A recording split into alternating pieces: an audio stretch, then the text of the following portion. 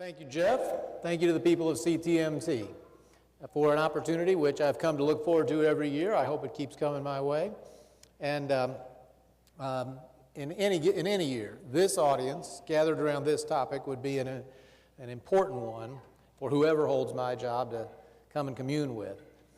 In this particular year, for reasons I suppose are obvious now, but that I'll attempt to document for you, I think it's especially important and especially timely that we're gathered here on this subject on this day. Been interesting to watch the national and watch is about all I do. Watch the national presidential scene lately, but every candidate of whatever description and whatever prospect is talking endlessly, sort of prattling on about change. And, you know, once in a while I'm tempted to walk over to the set and say, "Welcome aboard, America. Indiana beat you by 3 full years."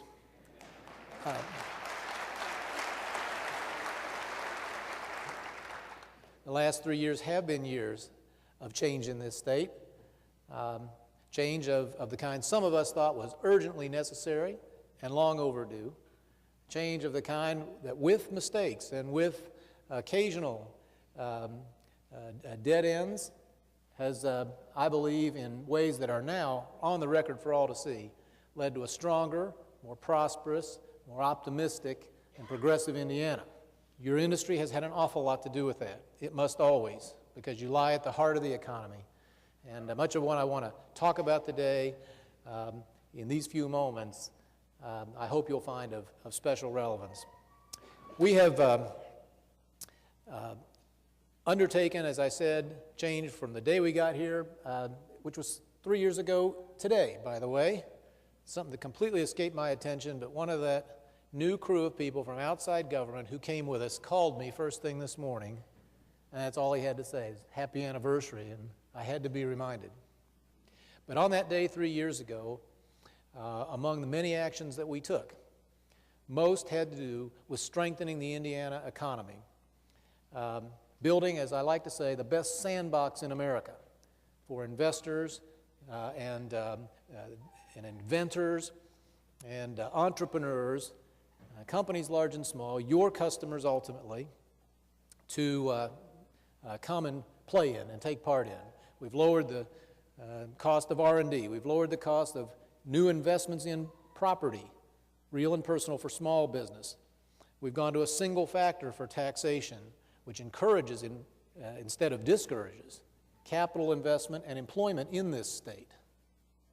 We've changed the regulatory climate, and we are constantly searching for ways to do that further, not by relaxing important rules that protect the public, but by pushing for consistency and clarity and most of all, speed in reducing, therefore, the transaction costs of business when it's necessary to get the permission or the assistance of government to move forward.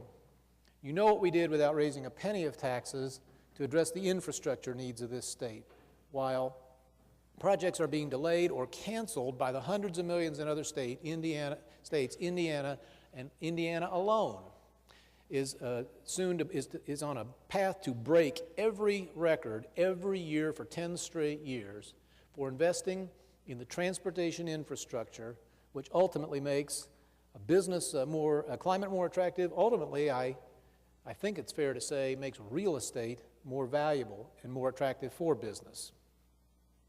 We've balanced the budget of this state without a tax increase. We've done it now 3 years in a row, on the way to 4.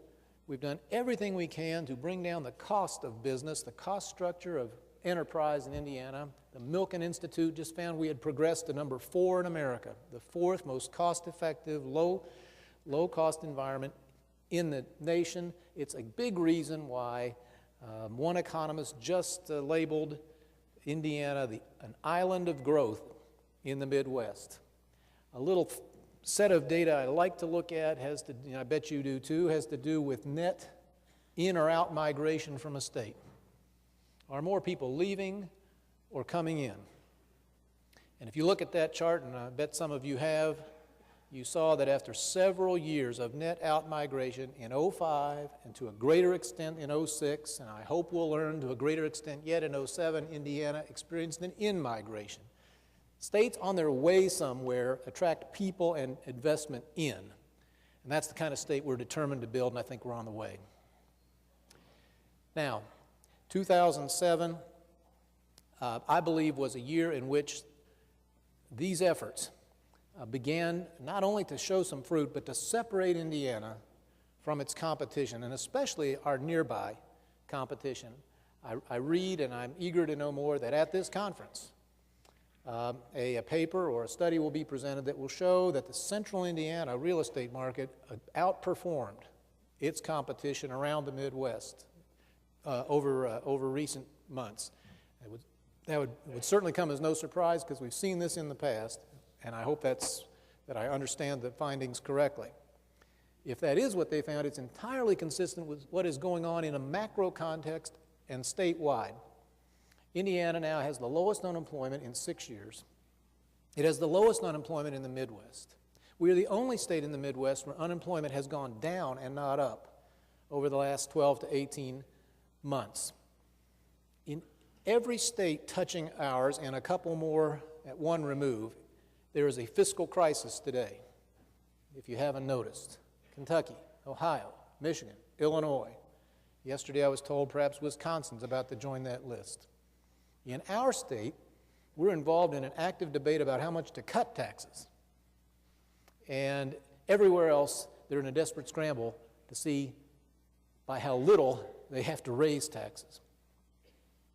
One of the most important things that we did in that first year, and starting literally with an executive order 3 years ago this day, was to reconfigure Indiana's job-seeking, job recruitment engine. We cashiered an old, failed state bureaucracy, slow, stodgy, almost anti-growth in its orientation, and built a new not-for-profit corporation called the IEDC, Indiana Economic Development Corporation, and it has performed beyond my fondest hopes.